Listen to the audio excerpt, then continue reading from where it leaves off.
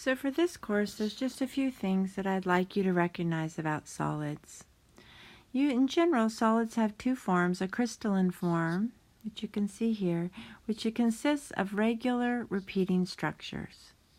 There's also solids that are identified as amorphous, like glass, which means there's not a regular arrangement of the molecules.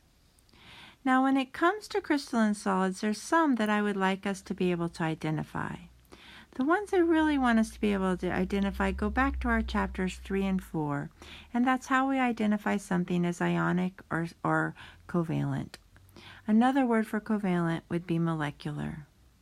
So ionic solids, which tend to be very brittle and have higher melting points and boiling points, can be identified because they consist of metals and nonmetals.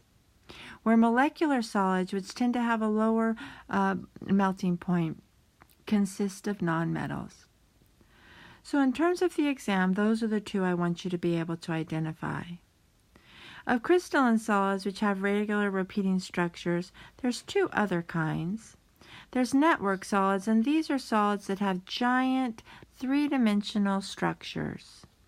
Things like quartz, sands, diamonds, these all are just really big arrays or structures that have lots of different atoms in them. It makes them very hard and very strong.